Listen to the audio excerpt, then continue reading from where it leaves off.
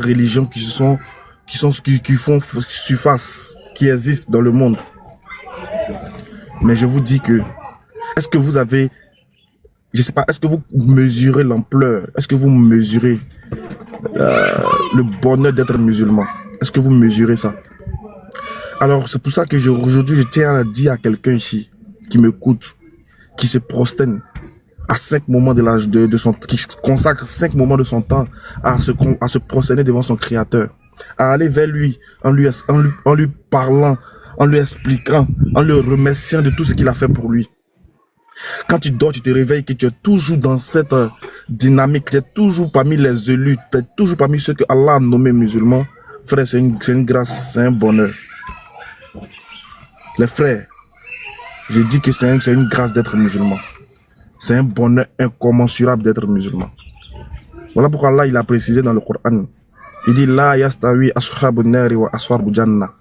Ashabul jannati humul faizun. Il dit ils ne sont pas pareils. Ce n'est pas la même chose. Est-ce que vous pouvez comparer les gens qui sont les gens de l'enfer et les gens du paradis? Est-ce que vous pouvez comparer les croyants et les mécréants? Est-ce que vous pouvez comparer ceux qui voient et ceux qui ne voient pas? Il dit ceux qui voient, ceux qui sont les croyants. Ashabul jannah, les hommes du paradis, ce sont eux les gagnants. Allah vous a nommé comme étant des gagnants. Il dit c'est vous qui allez gagner, c'est vous qui avez compris, c'est vous qui allez profiter. C'est à vous que appartient le bonheur. Alors, on ne peut concevoir, on ne peut accepter qu'un homme normal puisse laisser cette voie-là pour aller à la pratique d'une autre voie qui certes va mener forcément à la ruine. Alors je suis venu vous dire aujourd'hui que la religion que vous devez choisir, la voie que vous devez adopter, c'est la voie du salut. Et cette voie du salut, là, Allah il l'a nommée. Il dit Al-Huda. Il dit Huwa-allazi arsala rasulahu bil-Huda. Dans la sourate As-Saf, il dit c'est lui qui a envoyé son messager avec la religion, avec la voie de vérité, pour la placer au-dessus de toute autre religion. Allah a nommé l'islam, il a appelé ça Al-Huda, la religion de vérité. Alors ne pensez pas que quand on parle de d'Al-Huda, de Din al-Haq, ça veut, ne pensez pas que c'est ce que vous pratiquez, c'est ce que vous voyez sur les réseaux. Non, l'islam c'est tout autre chose. L'islam c'est la concentration, c'est la méditation, c'est la prosternation, c'est la récitation, c'est la mémorisation, c'est le dialogue. L'islam c'est tout autre chose. C'est un bonheur. Même quand le corps souffre, il y a quelque chose qui t'anime, il y a quelque chose qui vient dans ton cœur, qui te rend heureux. Voilà pourquoi dans le Coran, l'islam ne s'attarde pas sur la forme. Ce que l'islam cherche à atteindre, c'est le cœur. C'est le cœur que l'islam veut. Et c'est pour ça que je dis que bonheur à vous et bonheur à nous. On ne cessera de dire Alhamdulillahi Rabbil Alamin. On ne cessera de dire merci, louange à Allah pour tous ses bienfaits dans notre vie. Voilà pourquoi nous, on a compris le musulman qui a compris le Coran, le musulman qui a compris l'islam, le musulman qui pratique l'islam, même s'il n'est pas parfait, ne peut jamais souffrir. Est-ce que vous voyez un musulman pauvre? Est-ce que vous avez déjà vu un musulman qui pratique l'islam qui est pauvre? Quand je parle de la pauvreté, je ne parle pas forcément du pécule. Un musulman, un vrai musulman, il est riche. Il est riche dans tout. Il est riche dans sa pensée. Il est riche dans ses actions. Il est riche dans sa manière de faire. Il est riche dans sa manière de vivre. Il est riche dans sa manière de voir les choses de la vie. Il ne souffre pas. Parce que ce monde-là a été créé pour lui. Il y a des gens qui disent que vous voyez, les musulmans, ils ont l'argent, ils sont riches, parce que c'est ce que Dieu les a promis sur terre, et dans l'au-delà, il n'aura rien. Vous n'avez rien compris. Parce que, regardez bien, Allah dans le Coran dit que quand il a créé Adam, il lui a montré toutes les belles choses de ce monde-là. Il nous dit que c'est pour ça qu'il a créé l'homme. Il a créé l'homme pour l'adorer, non. Mais il a créé les choses-là pour que les choses de ce monde-là puissent être profitables à l'homme. Donc, l'homme qui suit la voie d'Allah, l'homme qui marche selon les prescriptions d'Allah, tout va lui appartenir. Toutes les choses de ce monde-là lui appartiennent. Il ne souffre pas. Le musulman ne souffre pas. Un vrai musulman, même quand il n'a pas à manger, il dit Alhamdulillah. Mais combien de musulmans vous connaissez qui pratiquent l'islam, qui sont sincères dans leur foi, souffrent, ne gagnent pas à manger? Combien? Combien vous connaissez? Combien de musulmans vous connaissez? En plus de cela, regardez bien, Allah nous a... Quand tu es bon musulman, écoute-moi bien, un bon musulman, il doit avoir les choses de ce monde et les choses de l'au-delà. Parce que dans sa prière, il dit Rabbana atina fid dunya hasanat. Mais il ne s'arrête pas là. Il dit Wafir akhirati hasanat. Waqina azabannar. Ça c'est la prière du musulman quotidiennement. Il ne peut pas devenir pauvre. Il ne peut pas souffrir. Il ne peut pas manquer de quelque chose. Il ne peut pas. En fait, dunya l'appartient. Il dit dunya l'appartient. Le monde ici là appartient aux musulmans. Mais le musulman ne s'accorde, en fait, il s'accroche pas qu'au monde, il s'accroche pas qu'aux choses d'ici bas. Voilà pourquoi dans sa prière, il rajoute Wafir akhirati hasanat. Il demande à Dieu de lui octroyer les bonnes choses de dunya d'ici bas, mais encore de lui donner encore meilleur dans l'au-delà. Donc nous les musulmans, on a dunya et on a l'au-delà. On a cette vie ici bas et on a cette vie dans l'au-delà. On a notre part ici dans cette vie là et on a notre part dans l'au-delà. Même quand tu penses que tu n'es pas riche, même quand tu penses que tu souffres, Allah dans le Coran il t'a déjà répondu, hein. Il dit que Allah ne donne pas une charge à une âme supérieure à sa capacité. Quand le musulman lit ce verset du Coran là, il dort serein, il est serein dans sa tête, il ne souffre pas. C'est ce que je suis en train de vous dire ce matin. Un musulman qui a compris ce que le Coran a dit. Alors le Coran dit que Allah n'impose à aucune âme une charge supérieure à sa capacité. Ça veut dire que rien ne t'arrive que tu ne peux pas supporter. Rien ne t'arrive que Dieu ne peut pas te donner une chose qui est plus lourde que ce que tu ne peux pas supporter. Donc quand ça t'arrive, il faut sourire. Il faut être patient. C'est parce que Allah sait que tu as la capacité, tu as la force de surmonter cette épreuve-là. Bienheureux sont les musulmans. Alors ce matin, je suis venu vous dire, soyez les bienheureux. Profitez de dunya, mais encore pensez toujours à l'au-delà. Parce qu'Allah, il dit dans le Coran, il nous avertit pour ceux qui sont concentrés la vie uniquement sur dunya. Il dit, il nous prévient dans le Coran.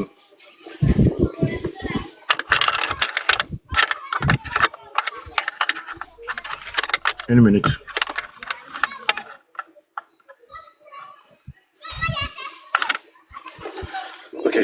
Donc, je suis venu vous annoncer je suis venu faire ce rappel-là, mes frères. Je suis venu faire ce rappel-là, mes frères musulmans. Je suis venu vous dire que vous êtes les bienheureux. Bienheureux êtes-vous. Je vois le commentaire d'un homme musulman frustré qui dit « Et les mendiants qui sont devant les mosquées ». Mon frère, le problème c'est que je parle français et je m'adresse aux humains. Je ne m'adresse pas aux moutons et je ne m'adresse pas aux haineux. Je ne m'adresse pas à eux.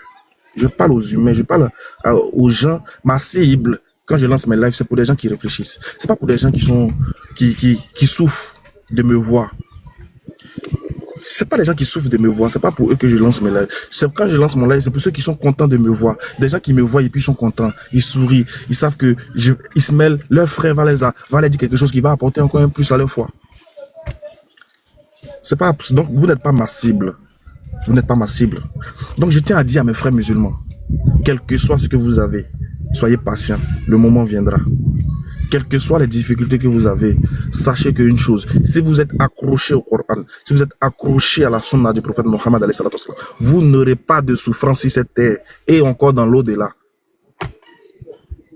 Parce qu'Allah dit que l'au-delà est encore meilleur. Il dit la vie ici-bas n'est qu'éphémère, mais l'au-delà est encore meilleur. Donc pour vous, il a créé la vie ici-bas pour vous, un test, pour que vous soyez des gens vous soyez des gens qui à un moment donné se reposent, soit dans des jardins de délices et puis se rappellent de ce qu'ils ont vécu sur terre pour dire waouh, on a œuvré, notre Seigneur nous a aimés, il nous a aimés ici-bas et il nous a aimés dans l'au-delà, il nous a aimés même avant de nous créer. C'est pour ça que je vous dis, soyez vraiment patients et courageux. Bon musulman ne souffre pas. C'est Ismaël Aka qui a dit ça. Un bon musulman ne souffre pas. Et il ne souffrira jamais. Il ne souffrira pas ici-bas, il ne souffrira pas dans l'au-delà. Parce que Allah dit dans le Coran, ceux qui disent notre Seigneur est Allah et ensuite ils se tiennent sur le droit chemin, ils ne doivent avoir aucune crainte. Allah dit dans le Coran, n'ayez pas peur. Dieu vous a rassuré. Moi, je ne fais que vous rappeler. Allah dit de ne pas avoir peur. Il dit de ne pas avoir peur. De ne pas avoir peur. Vous qui avez choisi d'être musulman, Allah dit de ne pas avoir peur. N'ayez pas peur de quelque chose. N'ayez pas peur de quelqu'un. N'ayez pas peur d'être dit de quelqu'un. Faut pas quelque chose va vous effrayer. Faut pas une situation de la vie va vous rendre triste. N'ayez pas peur. Vous êtes les gagnants. À vous appartient ce monde-là et aussi l'au-delà. Sans vous, imaginez comment allait être ce monde. Imaginez un monde où il n'y a pas de musulmans. Imaginez un monde où il n'y a pas de musulmans.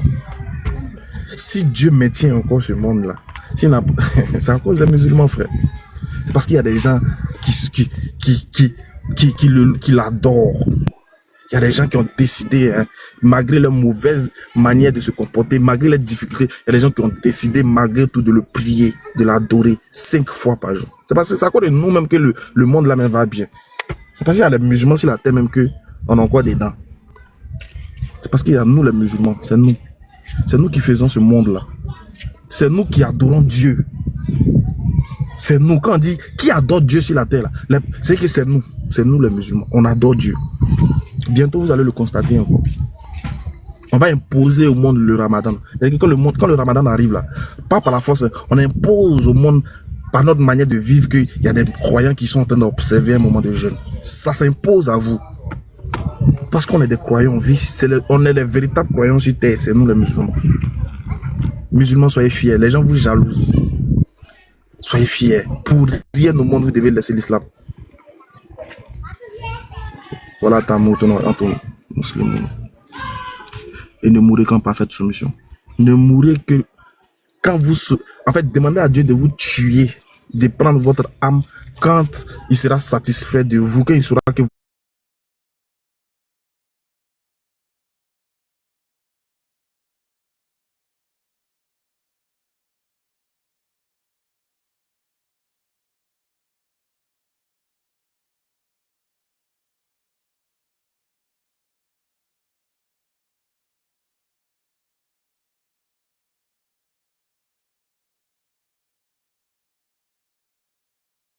Alors vous prenez l'islam pour un jeu, alors que les gens, vous n'êtes pas dans un... C'est pas un jeu en fait.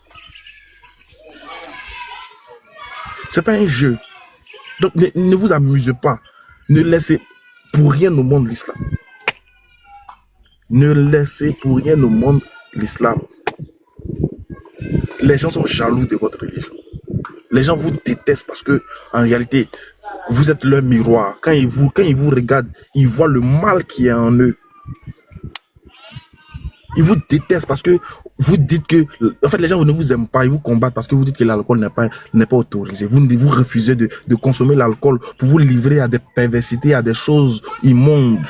Donc, ils vous détestent. Les gens vous détestent parce que vous dites que vous allez prier 5 fois par jour. Les gens vous détestent. Vous dites que la prière est obligatoire. Les gens vous détestent pour ça parce que vous dites que c'est obligatoire. Un homme doit prier obligatoirement son Seigneur. Un homme doit être connecté obligatoirement à son Seigneur.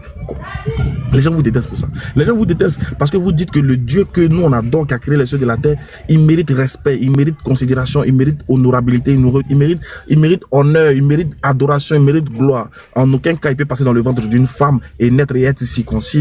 Jamais. On vous déteste pour ça. Vous dites qu'un Dieu ne peut pas être une vache, Dieu ne peut pas être un caillou, Dieu ne peut pas être une rivière, Dieu ne peut pas être la nature, les arbres. Non, c'est pas ça. C'est lui qui a créé. Il a créé les arbres, il a créé la nature pour qu'elle soit profitable à l'homme. On vous déteste pour ça. Et soyez fiers, soyez-en fiers. Pour rien. Pour rien. C'est juste un petit rappel avant de passer à la série de ceux qui veulent des questions. Ceux qui veulent poser des questions. J'ai vu que ma modératrice a mis, il y a une qui veut poser une question sur la conversion. Alors, s'il y a quelqu'un qui veut poser une question sur la conversion, qu'elle se prononce, on va la faire monter, Inch'Allah, et puis on va répondre à votre question rapidement. Voilà. Soyez heureux, les frères. Soyez heureux. Soyez fiers. Soyez fiers. Et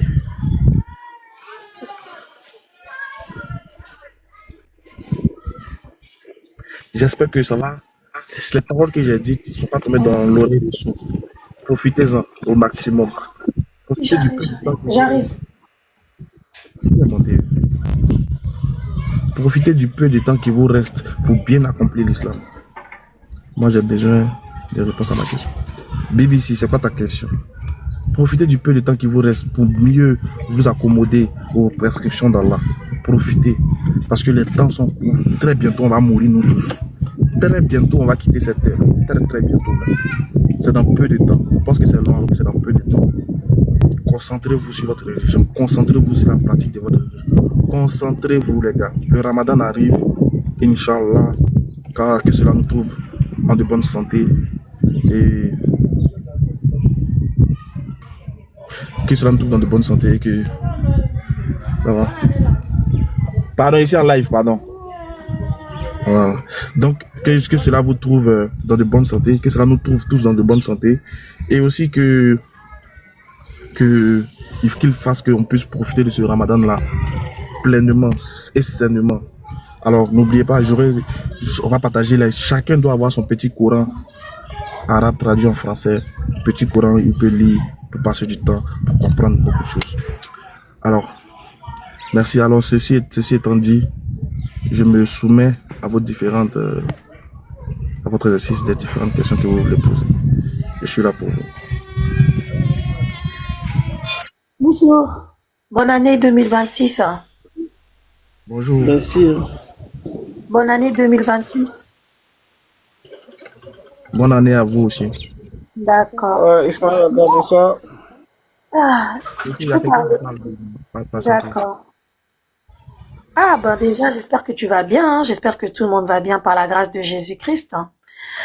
Moi, en fait, voilà, je suis en train de te voir dans le live. Comme tu as dit qu'on te pose des questions, je suis montée pour te poser une question. Je peux ou pas? Vas-y. Gloire à Dieu, gloire à Dieu. Bon, moi, j'aimerais savoir, en 2025, tu as fait beaucoup de débats avec des chrétiens. Tu as parlé de Jésus-Christ, le véritable Dieu. Moi, j'aimerais savoir, en 2026, là, qu'est-ce que tu retiens de tous les débats chrétiens que tu as fait? Qu'est-ce que tu as retenu de tous les débats chrétiens? Qu'est-ce que tu as retenu? Parce que je pense que tu as échangé avec beaucoup de chrétiens, tu les as écoutés, ils t'ont écouté, mais toi, qu'est-ce que tu as retenu? Parce que là, on est en 2026, là. Ce que j'ai retenu, c'est beaucoup de choses. J'ai retenu que, en réalité, quand Allah il dit que celui qui voit et celui qui ne voit pas ne sont pas pareils, et qu'on ne peut réveiller quelqu'un qui fait semblant de dormir, et qu'on ne peut soulever quelqu'un qui s'oblige à se coucher.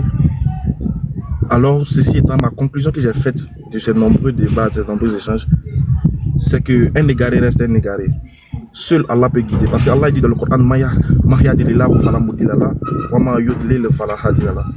donc, c'est-à-dire que celui qui Allah il égare, personne ne peut le guider. Et celui qui Allah il guide, personne ne peut l'égarer. C'est la conclusion que j'ai faite. J'ai compris que un mouton reste un mouton. Quel que soit l'élevage que tu vas lui donner, quel que soit le climat dans lequel tu le mettras, il restera un mouton.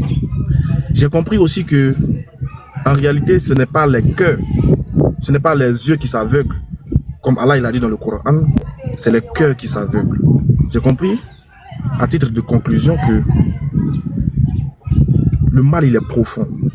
Le mal il est tellement profond à un tel point que des humains qui se disent être des gens intellectuels, intelligents, à qui Dieu a doté de sagesse et de bonnes réflexions, de lucidité de surcroît, puissent venir encore en 2025, puissent encore accepter l'idée que Dieu est un sexe et qu'il soit circoncis à 8 jours après sa naissance. J'ai compris que des hommes qui se disent être intelligents, intellectuels, bien lucides, puissent discuter encore. Lorsque lui-même le concernait, Jésus, il dit, mon Père est plus grand que moi. Mais des gens ici, en 2025, nous faisaient croire que non, c'est lui-même qui est le Père.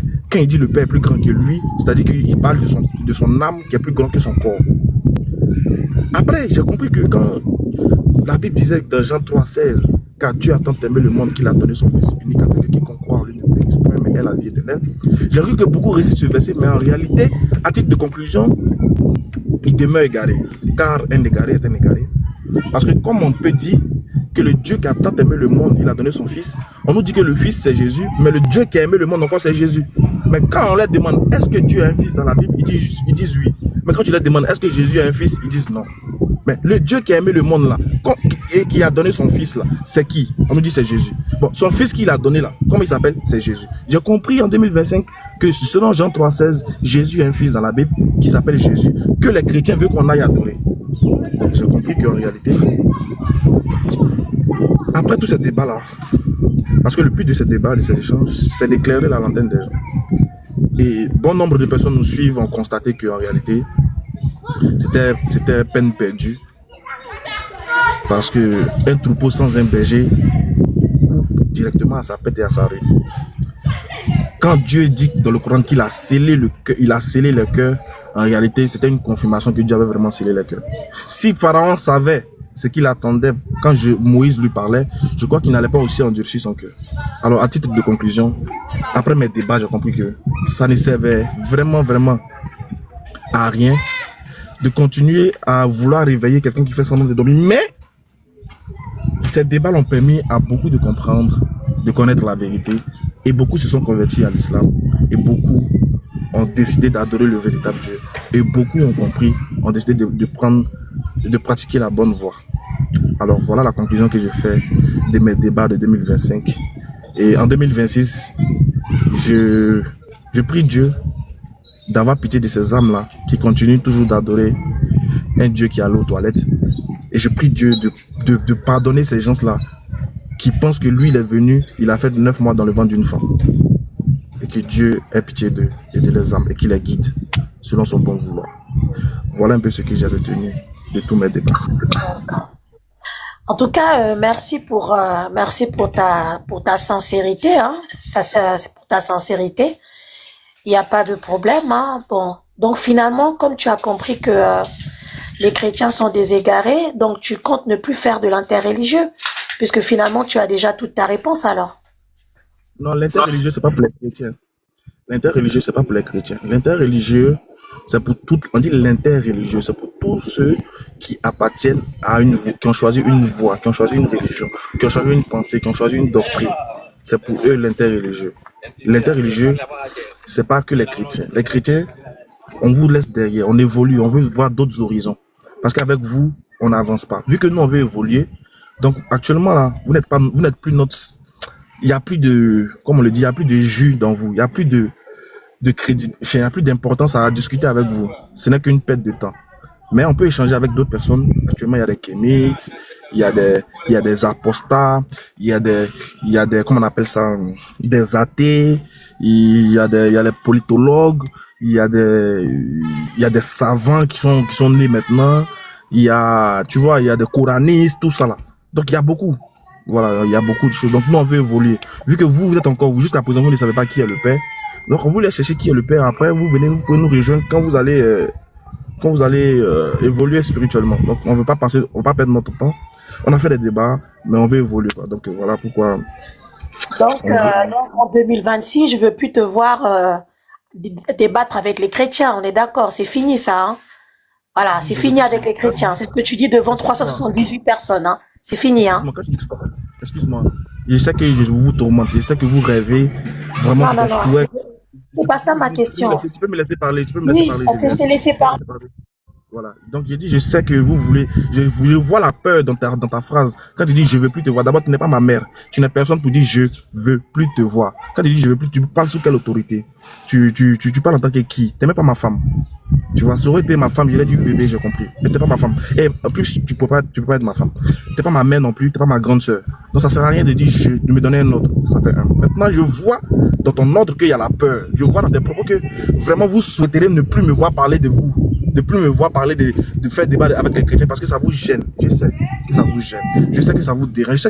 Je connais l'impact que j'ai dans votre foi. Je sais. Mais ne t'inquiète pas. J'ai dit les chrétiens ne sont pas ma cible. En 2026, vous n'êtes pas ma cible. Mais de temps en temps, si je vois des chrétiens venir, je peux les corriger, je peux les donner, je peux les sensibiliser, je peux faire 2 échanges avec eux. De manière rapide, quoi, de passager. Mais je ne vais pas perdre mon temps sur vous, en fait. Ce que je veux te faire comprendre, je ne vais pas perdre mon temps sur vous. Voilà, parce que vous n'êtes pas la cible d'aujourd'hui. Il n'y a plus rien encore chez vous. Qu'est-ce qu'on vous a pas dit? On vous a tout dit. On vous a dit que Jésus n'est pas Dieu. On vous a tout démontré. On vous a dit que Jésus n'a pas été envoyé à l'humain. On a fait tous les débats. Maintenant, vous voulez quoi? On va évoluer, vous ne voulez pas encore. Donc, ne t'inquiète pas. Je sais que ça vous fait mal. Tu parles quand même. Depuis tout à l'heure, tu parles là. Tu parles beaucoup quand même. Ouais, mais c'est mon live. Pourquoi je t'ai posé cette question? Parce que tu as dit qu'on est égaré, tu as compris beaucoup de choses. Donc la conclusion, normalement, tu ne dois plus débattre avec nous. C'est ce que j'ai dit. Comment tu viens de dire la c'est français, je parle, mais je sais pas si tout le monde rien compris. Moi, je ne t'ai pas donné d'ordre. Dors en paix. Ma priorité, ce n'est pas les chrétiens. Tu peux dormir en paix. Ma priorité. Oui, il n'y a pas de souci. Donc, Ismaël Akam ne fera plus de débat avec les chrétiens. Écoute-moi, ma priorité, ce n'est pas vous les chrétiens. Ismaël Akam ne fera plus de débat avec les chrétiens. Voilà. Enregistrez ça. Hein. Si vous le voyez, c'est qu'il est marmailleur. Bonne journée. D'accord, le jour où je débat avec les chrétiens, il sait que je suis un marmailleur. D'accord, je comprends. Mais dès que je croise un chrétien qui vient sur ma route, je vais le fouetter. Je sais que ça va te faire mal, mais je vais le fouetter. Je sais que forcément, il y a des chrétiens qui viendront sur ma route. Ne t'inquiète pas, vous aurez votre dose. Je sais que ça. Vous voyez, en fait, c'est les musulmans c'est les gens qui me suivent là, qui ne savent pas l'impact que j'ai sur les gens là. Pas sur tous les chrétiens, mais les chrétiens de TikTok, des débats interreligieux là. Ils me haient, mais laissez tomber. En fait, leur souhait, s'ils apprennent même que je suis mort aujourd'hui là, que je suis mort, d'autres vont célébrer en cachette. Ah, Dieu merci de nous avoir retiré ce monsieur-là, il nous fatiguait trop. Je suis un cancer pour lui. Donc, ils souhaitent même que j'arrête l'interreligieux. Mais l'interreligieux, c'est pas que les chrétiens. C'est pas que les chrétiens. Donc, ne vous inquiétez pas, les chrétiens. Vous n'êtes pas, en réalité, vous n'êtes pas ma priorité. Voilà. Vous n'êtes plus ma priorité. Maintenant, s'il y a un qui vient, voilà, on peut échanger de temps en temps, répondre à ces questions, et puis bon, de passage, quoi. Vite fait. On a beaucoup de choses à faire. Vous n'êtes pas le centre du monde, vous n'êtes pas notre priorité. Salam alaikum, Reine Sonike. Wa alaikum salam. Comment tu vas? Ismaël, ça va non? Non, mais au fait, moi, je ne suis pas trop vos débats, mais tu fais peur aux gens autant comme ça. Donc, les autres prient pour aller au paradis, d'autres prient pour que toi, tu arrêtes ce que tu fais là, quoi. Ah ouais. Ah non, c'est dosé. Ah, en tout cas, moi, je salue cette position-là. Jusqu'à venir dans mon live me dit que je veux plus te voir faire débat intérieur. Je sais qu'il y a vraiment... Les gars, ils souffrent vraiment. Vraiment, il y a des... Tu m'as fait monter et puis, tu communiques avec quelqu'un d'autre. Oh, c'est moi qui étais là. Vas-y, bon, on t'écoute, mon frère. Voilà, ok. Moi, c'est concernant votre rencontre avec Jeff, là. Est-ce qu'il y a une suite ou bien tu as décidé de ne plus répondre à ce vulgaire musulman? Non, les frères. Vous avez d'autres questions à poser plus intéressantes qui vont faire évoluer le monde musulman ou non musulman. Allez-y poser des questions. C'est l'histoire de Jeff ou quoi. On a parlé plusieurs fois. J'ai lancé mon défi. J'ai dit que je l'attends dans le débat. Mais il n'est jamais venu. Il n'est pas venu. Je ne veux plus même en parler. Ce n'est pas quelqu'un d'important. Il est trop faible. Déjà, je vois un autre frère qui s'appelle Massoud qui a déjà réglé son cas. Ouais, je le suis aussi. Je le suis, c'est vrai. Les gars, ne donnez pas trop d'importance aux gens. C'est vous, on donne souvent des cotes aux gens. D'accord, il n'y a pas de souci. Il y a beaucoup de choses à gérer. D'accord. Maintenant, dans 2 jours, on n'a pas la nouvelle de notre vieux père. Le vieux père, ton patron. Ton vieux père au stade, ouais. Rectification, moi j'ai pas de patron. Non, c'est une manière de parler. Je sais que c'est une manière, mais je veux parler aussi à d'autres personnes. On a notre seul patron, c'est Allah. Ouais. D'accord, maintenant pour... Chacun défend sa propre unité. D'accord, maintenant pour le partage des programmes là. Moi je suis à Boville. Comment on fait pour avoir aussi? Si tu connais quelqu'un à Abidjan qui peut venir récupérer, tu lui donnes mon numéro, il va m'appeler puis il va récupérer ça avec moi à Abidjan. C'est ton numéro qui s'affiche en haut ici là? C'est mon numéro WhatsApp. D'accord. Je vais prendre. D'accord, il n'y a pas de souci. Merci. Vraiment, merci bien et bon live à toi. Merci. Alors, qui d'autre ministre peut poser votre question?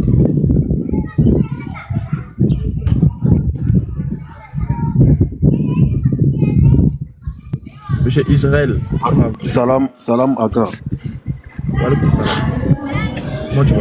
On dit quoi? Ça fait longtemps. Ça fait 2 jours Je suis là. là en ce moment. Tu as... Ton numéro c'est Orange Money, non? Converti. La plupart des gens disent Moi, j'aimerais savoir quand le monde sera à sa fin là, qui viendra juger les vivants et les morts?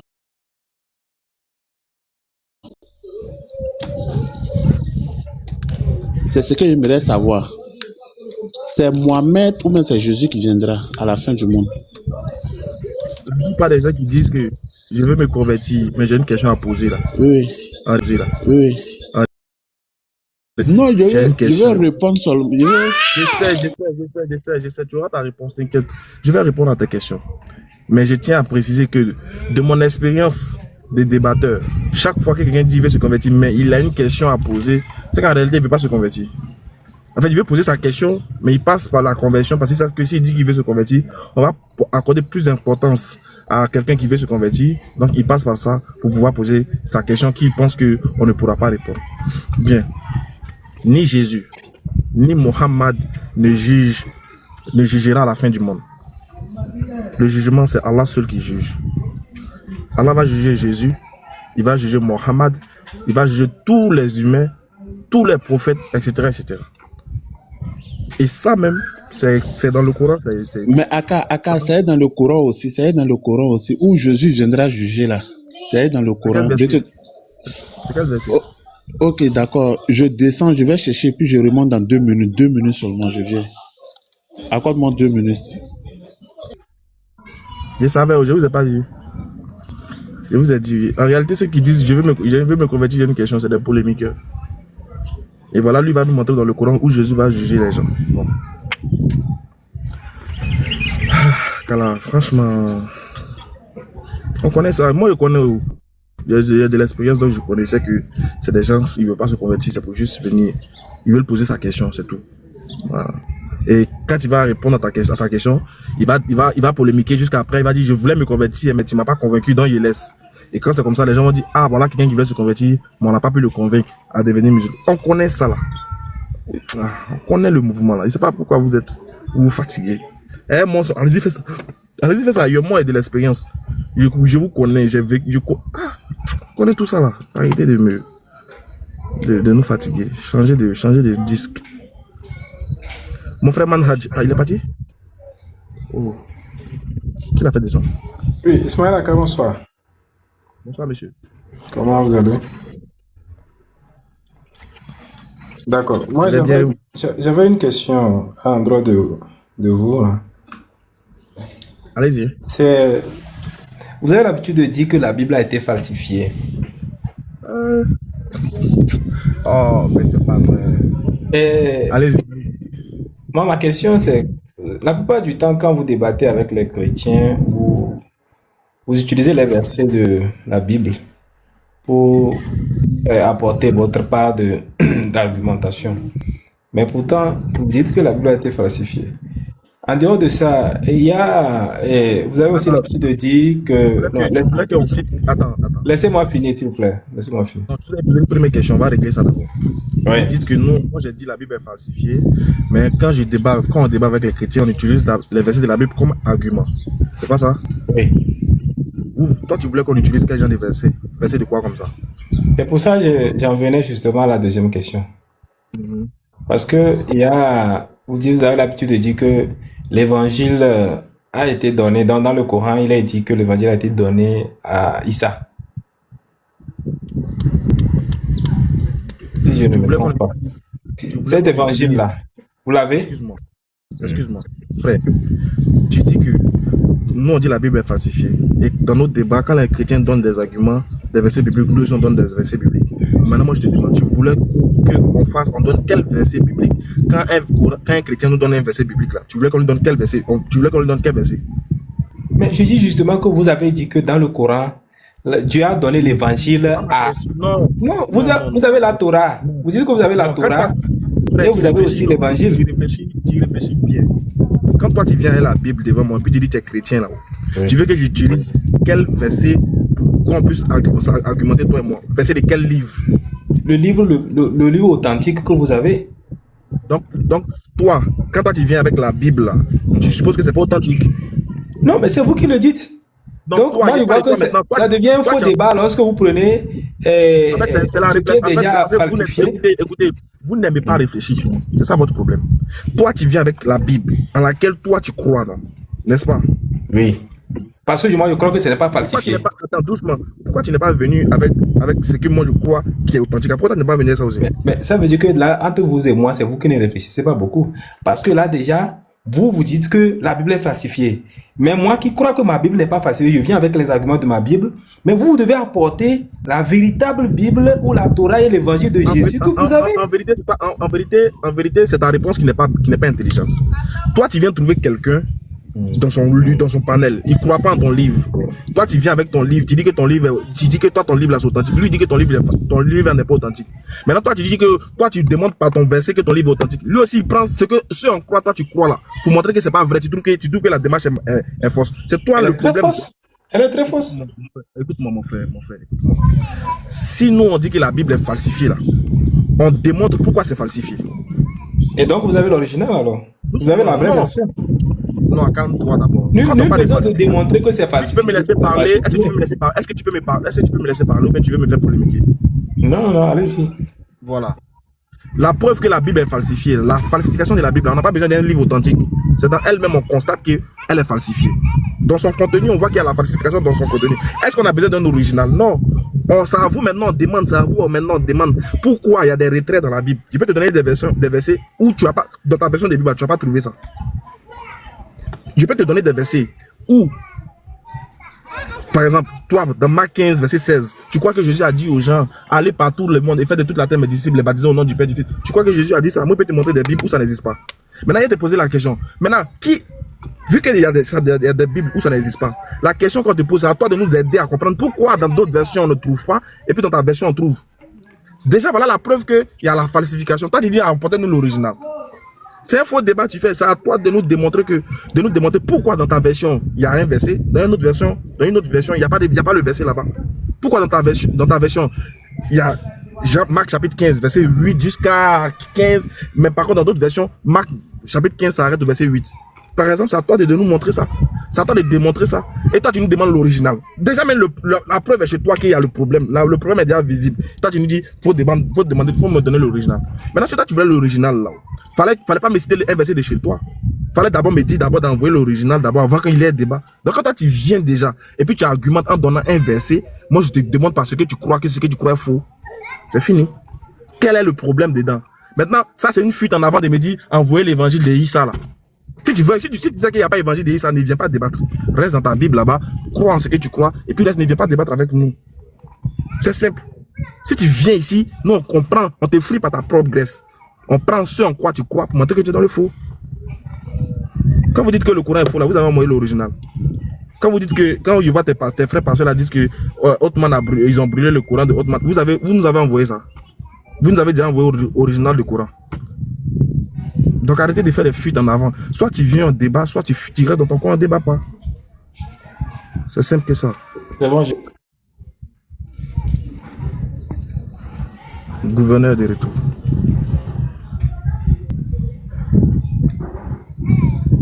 Ok, je suis là. Écoutez très bien.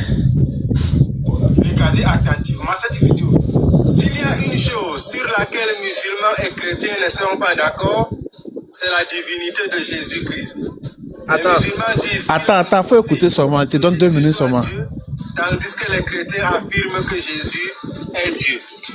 Mais s'il y a aussi une chose, deux religions sont tout à fait d'accord, c'est que l'humanité tout entière sera jugée par Jésus. Les chrétiens l'acceptent et les musulmans également.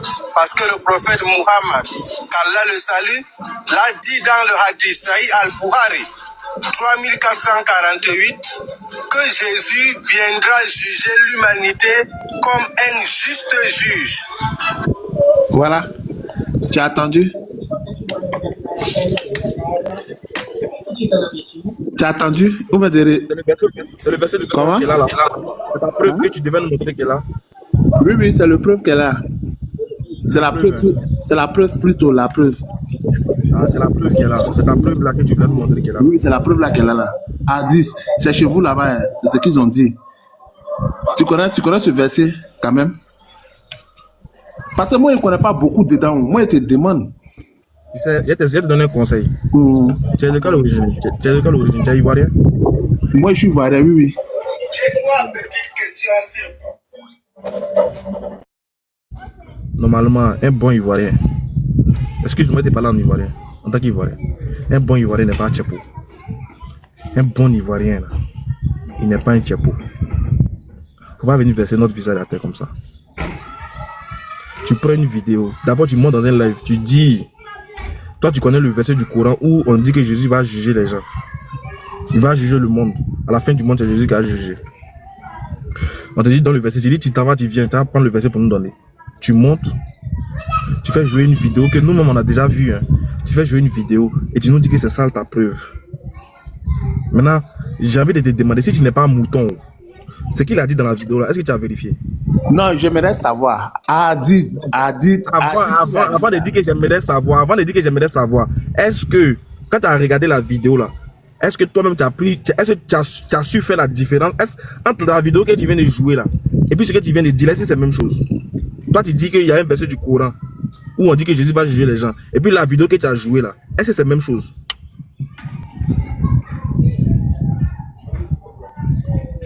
Si c'est pas un esprit de mouton, est-ce que c'est que la vidéo, lui-même qui a joué la vidéo, est-ce qu'il a dit que c'est un verset du Coran?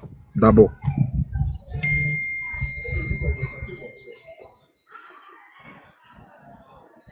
C'est forcé d'être mouton.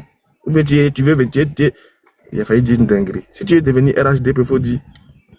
Là-bas, au moins, ils ont choisi et dit que c'est les ado moutons. Ça, c'est eux, ils suivent le mouton. Le président moutonnièrement. Et on comprend, c'est un concept. Ça ne veut pas dire qu'ils sont des moutons. Mais toi, tu es un mouton vrai. Mais c'est que toi, là, toi, tu es tellement mouton. Tu es tellement mouton que je ne sais même pas où on. La bergerie, là, on ne sait pas de quel genre de bergerie on te dit. Tu es Agatha.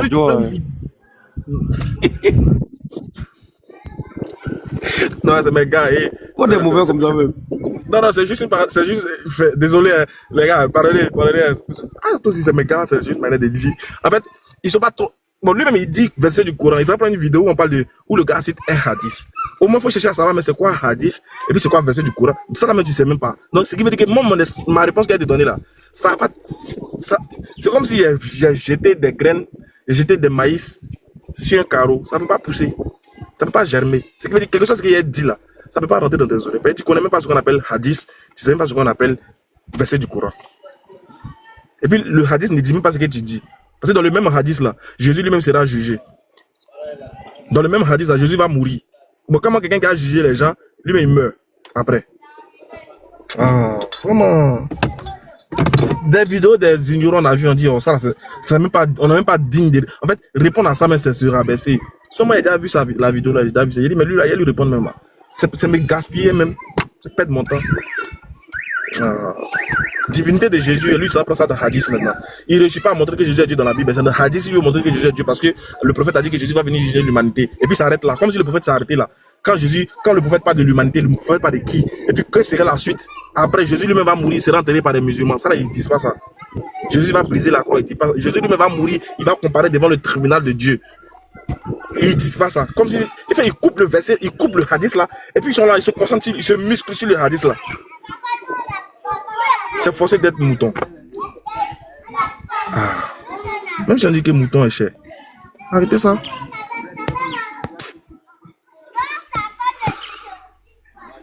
Mais, encore, moi je vais poser juste une petite question même.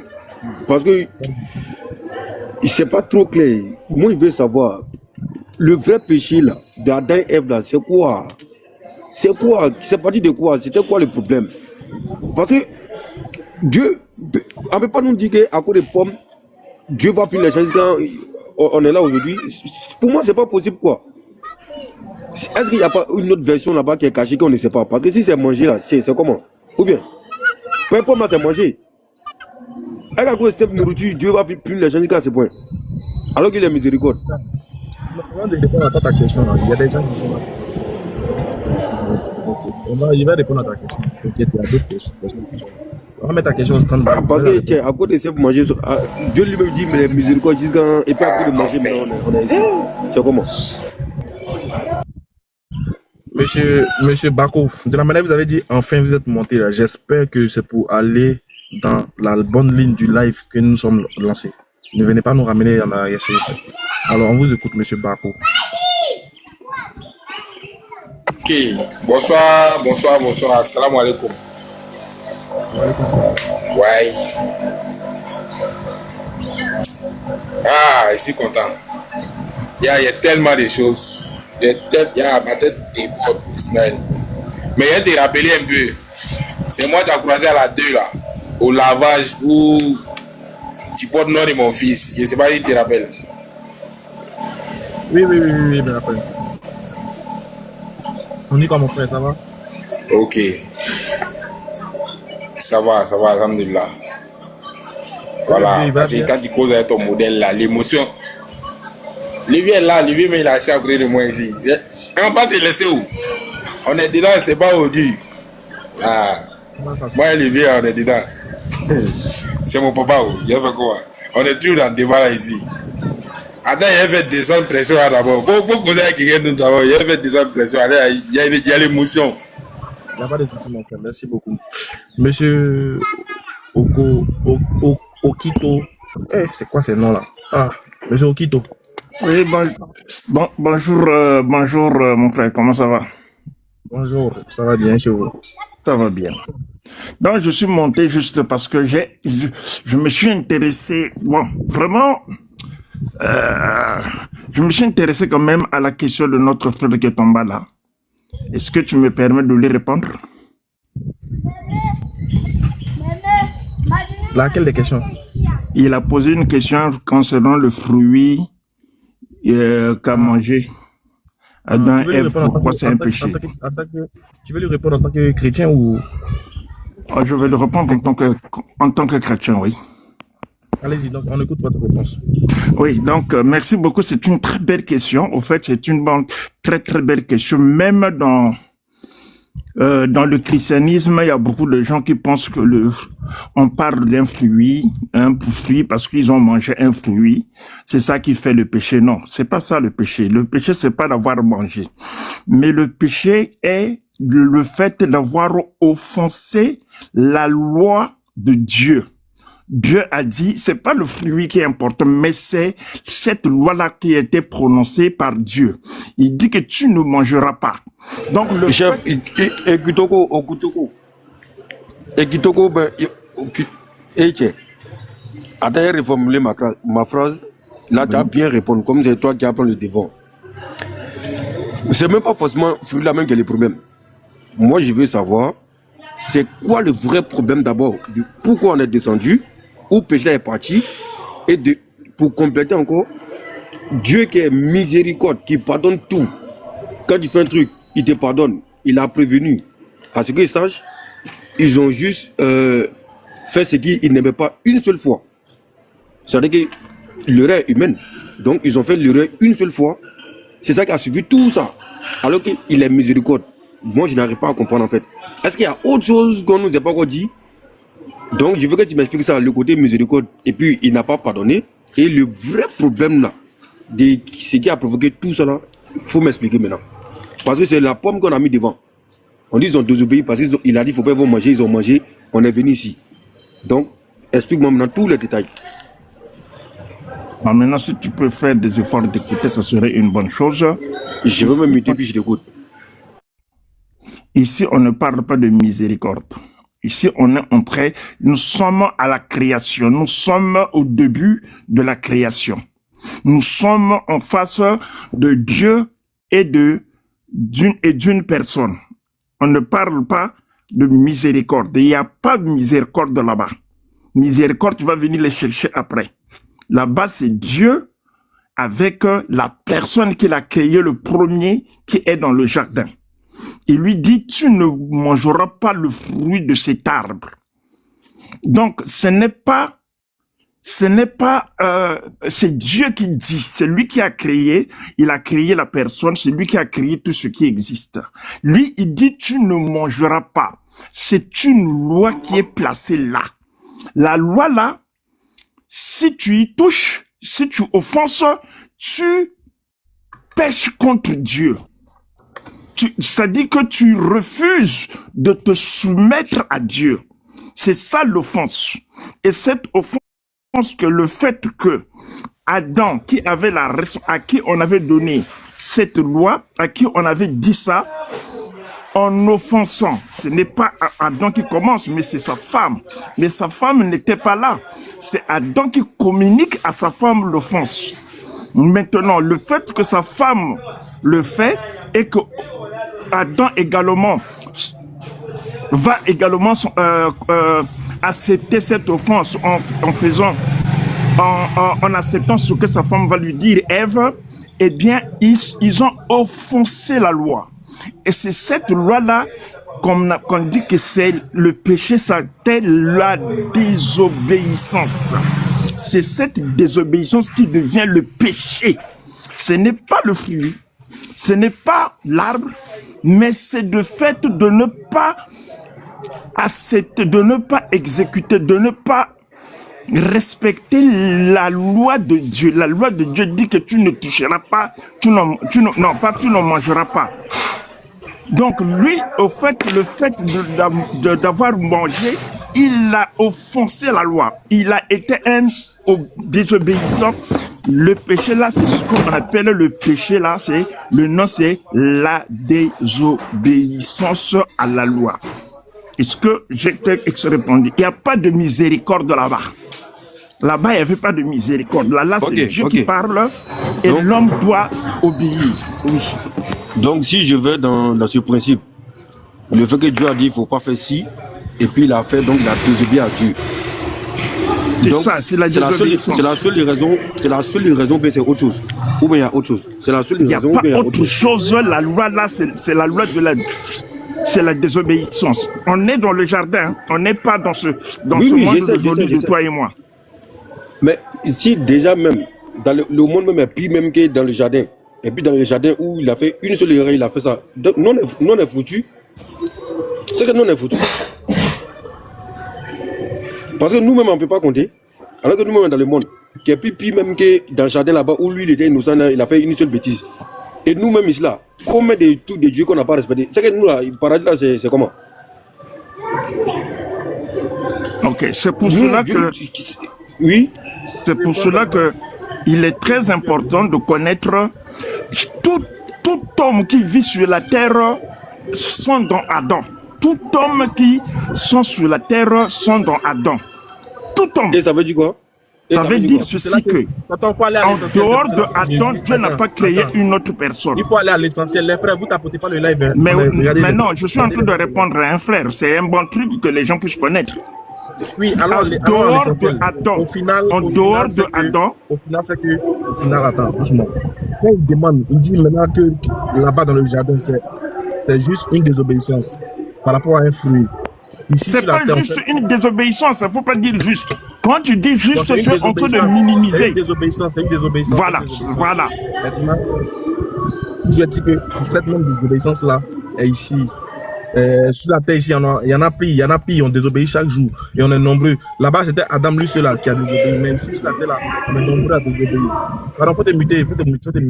On est nombreux à désobéir. On est plus de 7 milliards d'habitants d'après les gens, les statistiques. On est nombreux à désobéir. Donc actuellement là, on peut pas imaginer le nombre de désobéissances. Maintenant, du coup, on fait comment maintenant par rapport au paradis? On fait comment? Puisque Dieu n'a pas pardonné pour un. Nous qui sommes nombreux là, on fait comment? C'est pour ça que Jésus est venu. Il faut aller à l'essentiel, il faut nous dire que c'est pour ça que Jésus... Merci Agatha. On n'était pas d'accord. Oui, je suis d'accord avec toi. On n'était pas encore à Jésus. Il voulait d'abord connaître le problème du péché dans Adam. Maintenant, je viens à ta question. Mais non, pas du problème. Il dit, vu que c'est la désobéissance qui a fait que Dieu ne nous a pas pardonné jusqu'à aujourd'hui. Maintenant, comment nous qui continuons de désobéir là? Jusqu'à aujourd'hui là, nous on est 7 milliards. Que sera notre sort? Vu que pour une désobéissance là-bas, on sait ce que ça a coûté. Maintenant, et pour nous qui désobéissons chaque jour là, pour nous là c'est comment? C'est ce que je demande. D'accord, ça c'est maintenant une bonne question. par rapport à cette désobéissance, que nous faisons quoi? Je fais partie de ce monde-là également, qui ressemble à la désobéissance. Je fais partie de ces personnes. Mais ce qui est bien, c'est que lui-même, Dieu, il trouve une solution, c'est d'envoyer Jésus-Christ qui est venu. Nous, toi, t'es chrétien, toi, t'es chrétien quoi? Mais je t'ai dit que je suis chrétien, je l'ai dit. Mais à quel moment tu m'as dit ça? Attends, donc en fait. Est-ce que je peux d'abord vous pouvez me laisser d'abord continuer que je termine? Non, on a compris. Non, mais non, toi tu as compris, toi tu connais, mais il y a ceux qui nous écoutent. C'est pas, toi tu as compris, mais est-ce que les autres ont compris? Ceux qui nous écoutent ont déjà compris l'essentiel. Non, laisse-moi évoluer de te parler. Pourquoi Calmez-vous, c'est nous, on vous donne la parole.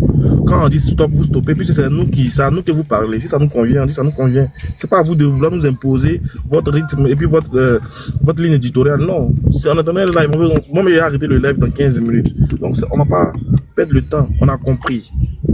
C'est parce que Adam a péché. C'est ça le christianisme d'ailleurs. Dieu n'a pas pardonné. Tous ceux qui sont nés du péché d'Adam et Ève. Il a fallu que Dieu, comme il nous aime, pour nous sauver de nos désobéissances chaque jour, il a fallu qu'il amène Jésus pour venir mourir à la croix, pour que quiconque croit en lui ne périsse pas, mais ait la vie éternelle. C'est la conclusion que là, on a déjà compris, on sait. Amen. Amen. Maintenant, le problème, c'est que quoi? Est-ce que le frère est déjà d'accord avec ça? Le frère qui est tombé là. Savoir s'il est d'accord ou pas. On a donné la conclusion de votre question. Je ne suis pas d'accord, hein, parce que je ne suis pas chrétien. Donc, et puis, ce n'est pas en fonction du christianisme que j'ai posé ma question. Moi, je suis musulman. Donc, je vais ma réponse islamique. Je n'ai pas compris ça. Hein. Par exemple, je ne crois pas en Jésus. Comment il est pas au paradis?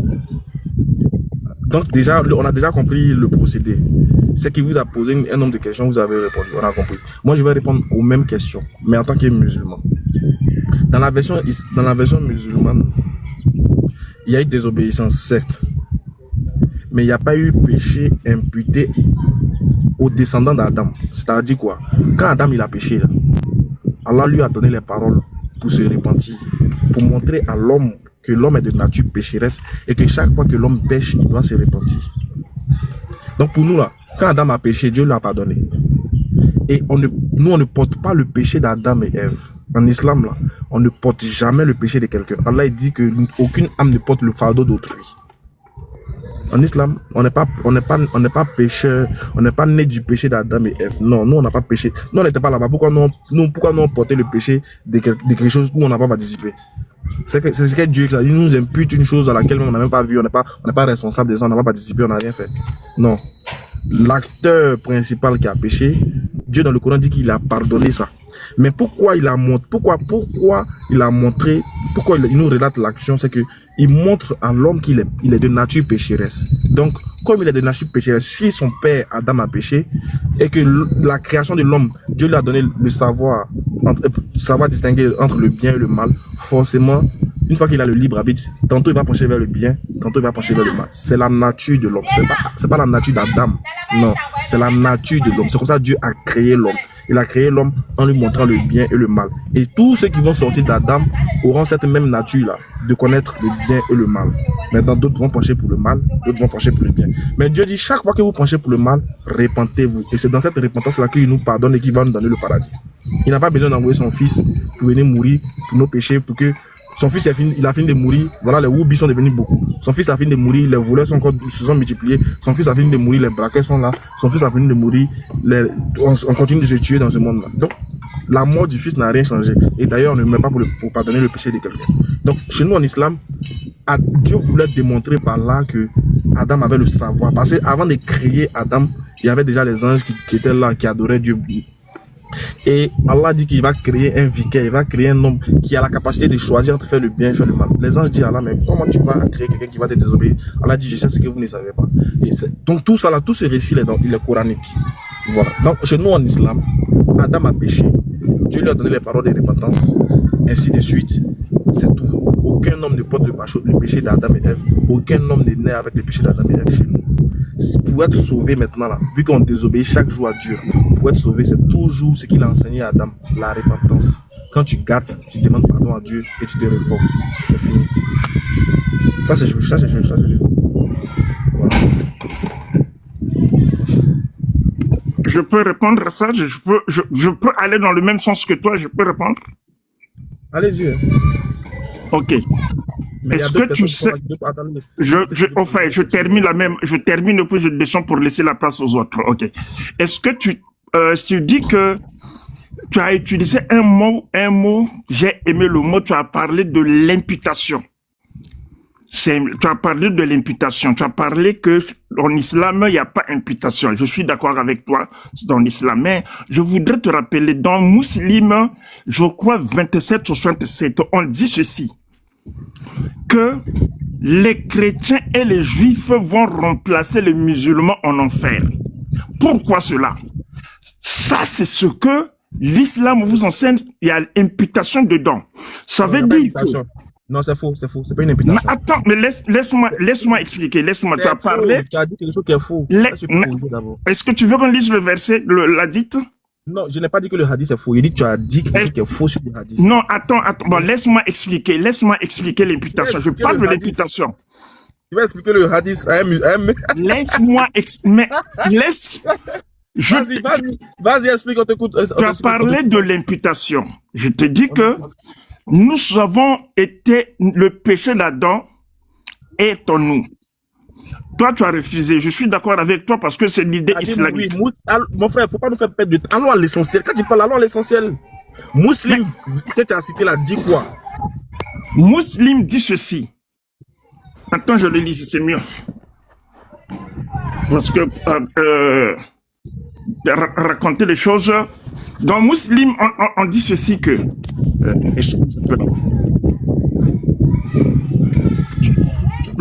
Allah échangera les musulmans en enfer contre les chrétiens et les juifs. Muslim 27-67. Muslim 27-67. Mais pourquoi ce changement-là? Ça veut dire que le péché des musulmans vont être imputés chez les chrétiens et les juifs pour que les menteur. C'est ce que le hadith a dit. C'est qu'un menteur. C'est pas grave. Bon, merci beaucoup. Non, merci beaucoup. Non, faut pas fuir. Mais tu m'as coupé, mon frère. Laisse-moi, tu m'as coupé. Tu veux pas que je parle, tu m'as coupé. Donc laisse-moi, mais au moins, je t'ai expliqué l'imputation. Monsieur. Non, tu m'as coupé. Pourquoi tu me qualifies de moteur? Bon, lis la dite, toi-même, et explique-nous la dite. Pourquoi maintenant? Non, explique-moi pourquoi les chrétiens et les juifs vont remplacer les musulmans en enfer. Explique-moi ça maintenant. Je me mute. Non, faut pas fuir. Tu as dit que le hadith dit que les chrétiens vont prendre le péché des musulmans. C'est écrit où? Le hadith n'a pas dit ça. Le hadith ne parle pas d'imputation de péché. Faut pas mentir sur le hadith. C'est ce qu'il te dit là. Faut pas mentir sur le hadith. Le hadith n'a pas dit que les chrétiens vont prendre les péchés des musulmans. Non. Explique-nous la 10 là. 27-67. Doucement. Bon, la sourate là. Qu'est-ce que les chrétiens ont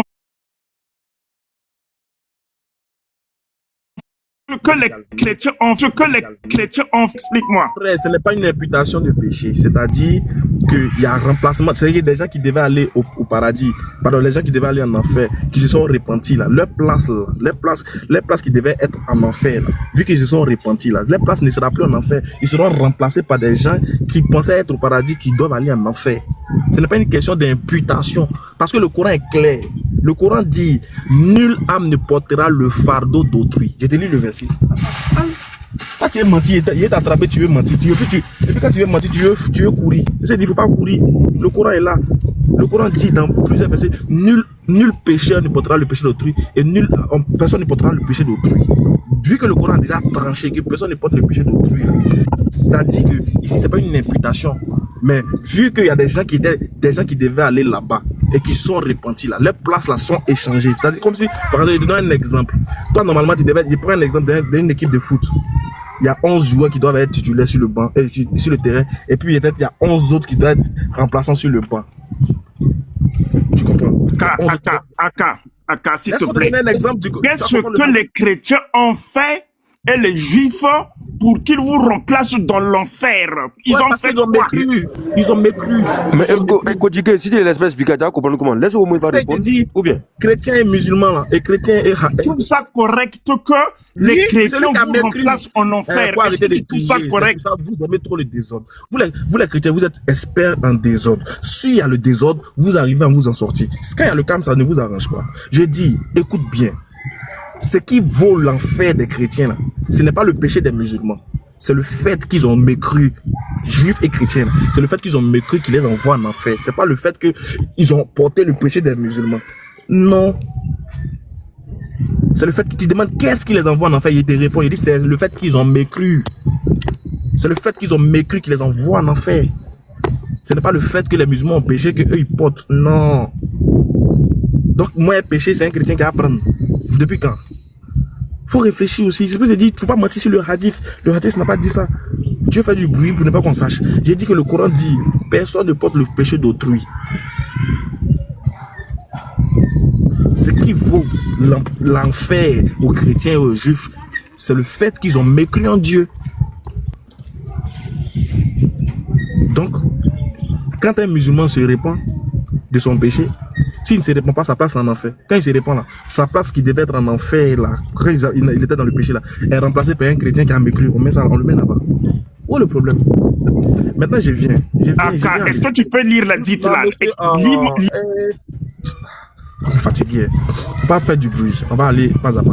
Maintenant, on revient à la question initiale. C'est comme ça que vous faites pour changer. Vous faites pour fuir le sujet. Le sujet, c'est de savoir est-ce que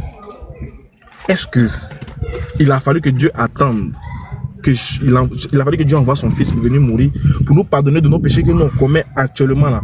Parce que le frère qui pose la question, si Adam, Dieu ne lui a pas pardonné selon vous, parce qu'il a juste désobéi. Mais nous autres là, qui faisons pire qu'Adam, est-ce que Dieu va nous laisser pour... Est-ce qu'on aura une place même au paradis?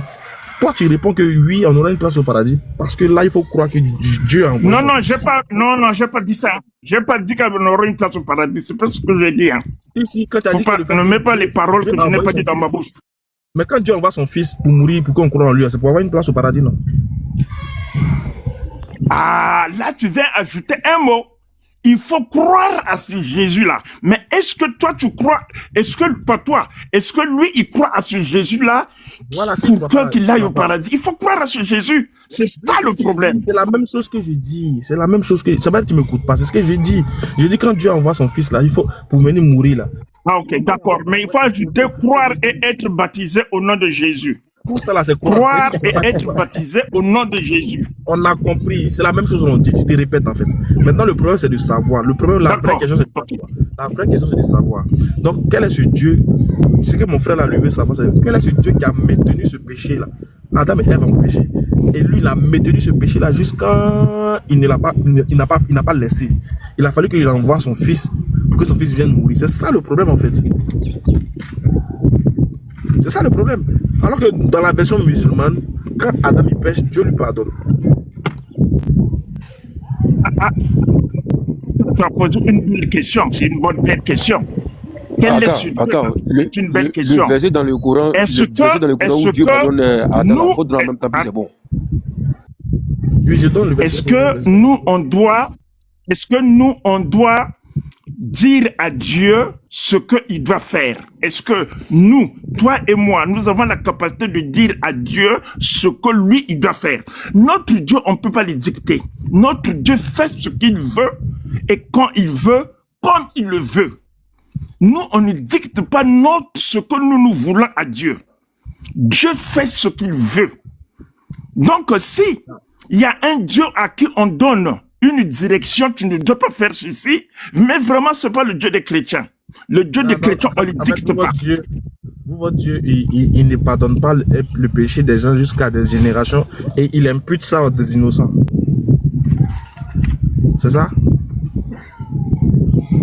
Notre Dieu, il fait ce qu'il veut, comme il veut, dans ce qu'il veut là, dans ce qu'il veut. Donc, s'il veut pardonner une personne, Je vais te donner un exemple. À la croix, il y avait un pécheur qui était aussi à côté de Jésus là. Le pécheur là n'a pas été... Mais je te donne un exemple. À la croix, il y avait un pécheur qui était à côté de Jésus là. Jésus, ce pécheur là, n'avait pas été baptisé. Mais le fait que il a cru à celui qui était à la croix, il lui dit que toi et moi, tu seras avec moi dans le paradis. Dès aujourd'hui. Maintenant, tu vois, donc c'est ça notre Dieu. Excuse-moi, toi ton Dieu là, il a fallu qu'il envoie son fils pour sauver les gens. Mais et ceux qui n'étaient pas là quand il a envoyé son fils là, ils font comment? Qui sont morts là. Ils font comment? Ceux qui étaient au temps d'Abraham là, ils font comment? C'est pour cela que Aka, je t'invite à connaître le Dieu que nous prions. Le Dieu que nous prions, le Dieu que nous prions, il sait lui-même tout ce qu'il a prévu pour ceux qui n'étaient pas là avant Jésus. Donc vous, dans Hébreu 11, je te donne la réponse. Dans Hébreu 11, on parle des pères de la foi. Mais ils n'ont pas vu Jésus. Mais ils avaient la foi. Leur foi était enracinée à ce Dieu-là. Je t'ai pas dit qu'ils n'avaient pas la foi. En fait, mais je réponds à ta question. Donc Dieu a prévu.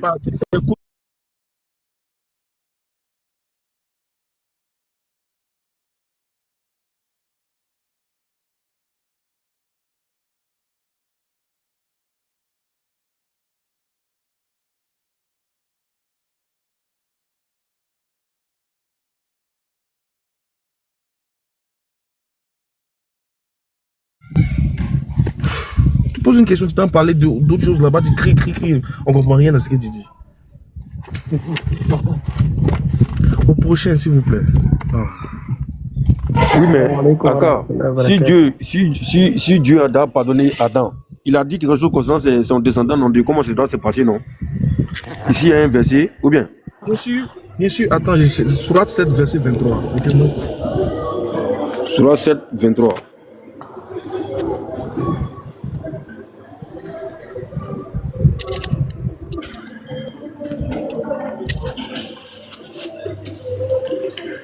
Parce que comme moi, tout ce qu'on dit de Dieu là, moi je me dis non, ça peut pas être un truc simple comme ça, puis Dieu va faire tout cela.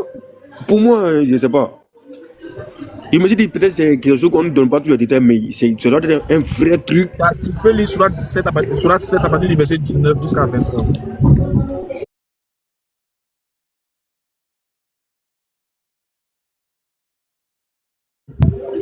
Mais là, si je veux regarder là, je vais t'en poser. Bon, moi je vais lire.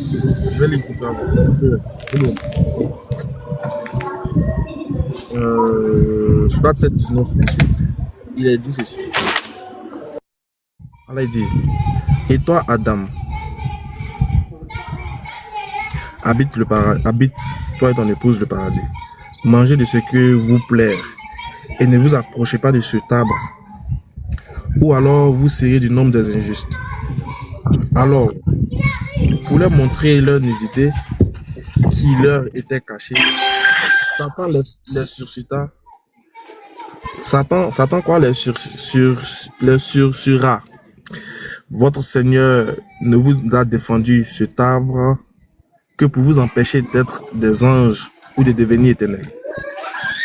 Et il leur dira, je suis pour vous assurément le meilleur des conseillers.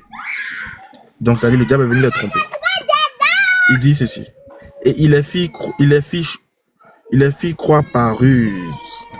Et quand ils eurent goûté aux fruits de l'arbre, leur nudité à tous deux leur apparut. Et ils se précipitaient alors pour la couvrir en y attachant des feuilles du paradis. Leur Seigneur les appela. Ne vous ai-je pas défendu à tous deux?